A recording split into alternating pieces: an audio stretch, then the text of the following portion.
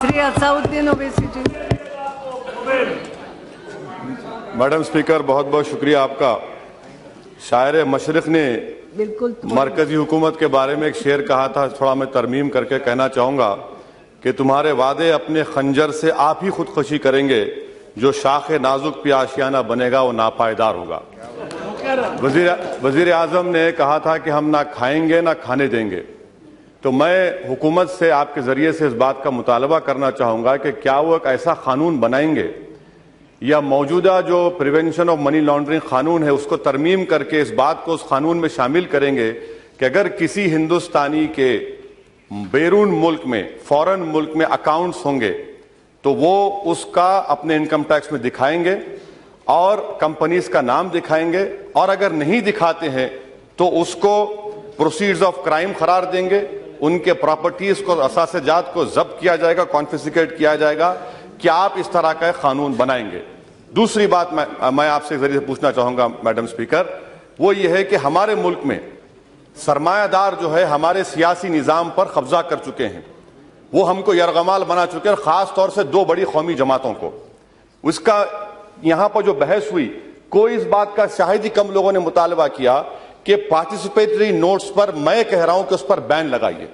सबसे बड़ा खतरा इस मुल्क की सालिमियत को इन पार्टिसिपेटरी नोट्स से है, और मॉरिशस से पैसा यहां पर आता है, कोई ये नहीं पूछता कि भैया वो किसका पैसा है, कौन इसका पैसा है, इसका नाम क्या है, और यहां पर आकर पार्क कर दिया जाता है। आज हम जानते हैं कि इराक में एक बगदादी बैठा हुआ है जिसने $80 मिलियन का पैसा कमाया है। अगर वो कंपनी बनाएगा मॉरिशस में और पैसा स्टॉक एक्सचेंज में डालेगा, हमारा स्टॉक एक्सचेंज को भी खराब तबाह कर सकते हैं, मुल्क में दहशतगर्दी का भी पैसा आएगा। तो फिर क्या आप पर जिम्मेदारी आयद नहीं होती कि आप मुल्क की सालिमियत को और मुल्क को जो खतरा है दहशतगर्दों से, उनको बचाने के लिए मुतालबा करता हूं कि पार्टिसिपेटरी नोट्स पर बैन लगाइए, और जो कंपनीज और ट्रस्ट इन्वेस्ट करते हैं उनका नाम मालूम करवाइए। तीसरी बात मैं पूछना चाहूंगा कि HSBC से जो नाम आए हैं वो फ्रांस के एक फ्रांसीसी नेशनल ने हमको दिए हैं। यहां पर मरकजी हुकूमत ये कहती है मैडम कि डबल टैक्सेशन अवॉइडेंस एग्रीमेंट है, एक फ्रांसीसी नेशनल ने, हमारा एग्रीमेंट फ्रांस हो सकता है मगर वहां से आए अकाउंट स्विट्जरलैंड के हैं, स्विट्जरलैंड की हुकूमत ने या बैंक ने हमको नहीं दिया, तो आपको नाम का इंकशाफ करने कौन रोक रहा है? लिechtenstein बैंक जर्मनी से अलग है, अलहदा इंडिपेंडेंट मुल्क है। लिechtenstein बैंक के नाम हम दे सकते, आवाम के सामने ला सकते, हुकूमत कतरा रही है। और 4 अक्टूबर 2011 को सुप्रीम कोर्ट का जजमेंट का हवाला दिया जा रहा है।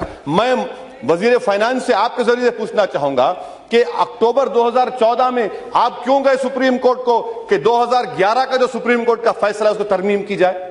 क्या सुप्रीम कोर्ट ने नहीं कहा था पैराग्राफ नंबर 56 में, 71 में, 72 में कि ये तमाम चीजें गलत हैं, आप नाम दे सकते? मेरा 5वां मुतालबा हुकूमत से यह है कि अभी हमारे मुंबई से जो सांसद है बड़ी अच्छी बात कह रहे थे, मैं आपके जरिए पूछना चाहूंगा मैडम कि सिंगापुर में बायोमेट्रिक्स नामी कंपनी ने सिर्फ 45 लाख का अकाउंट खोला सिंगापुर में। ICICI बैंक ने उसको बगैर कोई कोलैटरल के 6,500 करोड़ का लोन दिया, और 2011 में 6,500 करोड़ रुपये यहां पर हिंदुस्तान को आया। किस कंपनी में गया? जो KG D6 में हमारी गैस तलाश कर रही है। वहां से सिंगापुर के हाई कमीशन लेटर लिखा 2011 में कि मालूम करिए इतना बड़ा पैसा आ रहा है।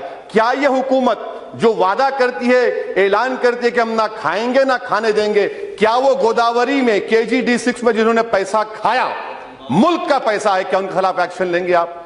मैडम, अगर मैं गाड़ी के लिए लोन अप्लाई करता हूं तो ICICI बैंक मुझे लोन नहीं देता, उसके पास ना कोई ऑफिस, ना कोई कोलैटरल, ना कोई इक्विटी, 6,500 करोड़ का लोन दे दिया गया।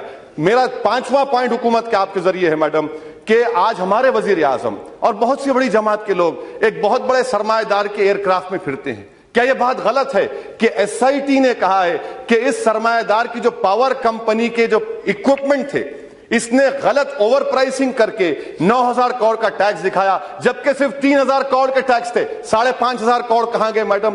क्या हमारे वजीर आजम उसके एयरक्राफ्ट में बैठना बंद कर देंगे? क्या हमारे बरबसरे जमात के लोग उसको दूर कर देंगे? अगर आप ऐसा कर सकते हैं तो जरूर करिए। मैं आपके जरिए से पूछना, हो गया वज़ीर आज़म पढ़ने के रास्तों पर। मैडम देखिए मेरी बात निशिकांत दुबे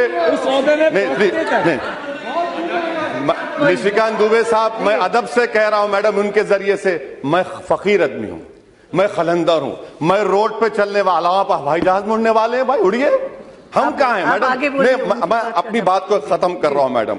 ये दो अहम मिसालें आपके सामने दे रहा हूं, KG-D6 का और ये पावर कंपनी का। ये आपके लिए चैलेंज है।